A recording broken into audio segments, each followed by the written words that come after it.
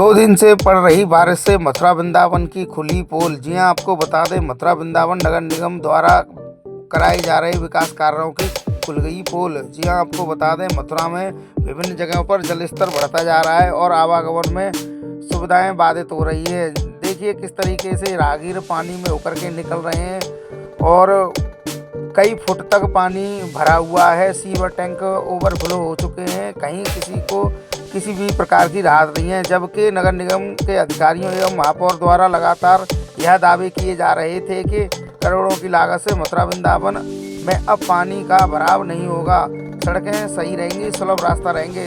ये तस्वीरें जो आप देख रहे हैं मथुरा जंक्शन की है।